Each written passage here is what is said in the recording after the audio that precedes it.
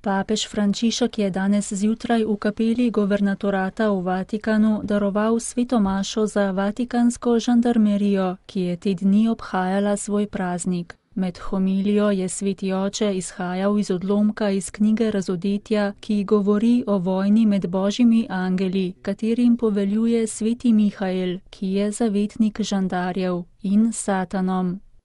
È la guerra finale, l'ultima guerra.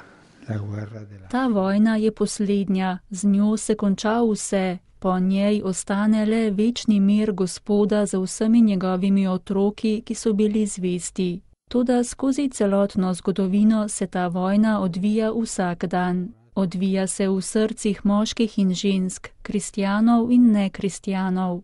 Gre za vojno med dobrim in zlim, med katerima moramo izbirati. Vojne taktike dobrega in zlega pa so si med seboj popolnoma nasprotne.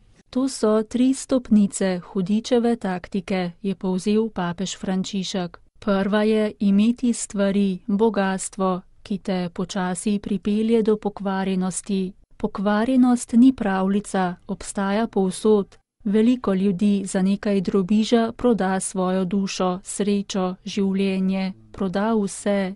Prva stopnica je torej denar oziroma bogastvo.